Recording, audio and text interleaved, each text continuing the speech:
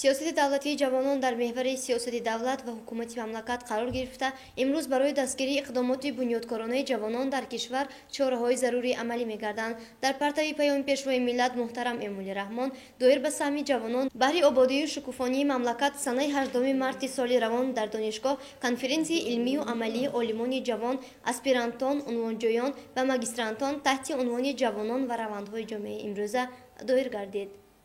дар конференсия раёсати донишгоҳ, садорати факултетҳо, намояндаи раёсати ҷавонон варзиш ва сайёҳии вилоят, устодон, олимони ҷавон ширкат варзиданд. намояндаи раёсати ҷавонон варзиш ва сайёҳии вилоят Мадина Ҳомидова ҳозиринро бо кушодашавии конференсияи аввалини олимони ҷавон дар ин сол таҳният гуфта, доир ба тадбирҳои ҳукумати мамлакат дар самти дастгирии ташаббусҳои ҷавонони навовару эҷодкор ва созанда, ҳадафҳои баргузории чунин ҳамоишҳо баҳри ташаккули раванди пажӯҳишоти илмӣ байни ҷавонон сухан кард. сипас мутобиқи барнома маърузашиён дар мавзӯъҳои заминаҳои ҳуқуқӣ, мубориза бар зидди ифротгароӣ ва терроризм, дар паёми президенти ҷумҳурии Тоҷикистон Эмомалӣ Раҳмон зиракӣ ва ҳушёрии сиёсӣ, заминаи раҳоӣ аз фиреби сиёсӣ, иқтисодиёти Тоҷикистон дар шароити буҳрони иқтисодӣ маъруза намуданд. дар фарҷом доири мавзӯъҳо баҳсу мунозира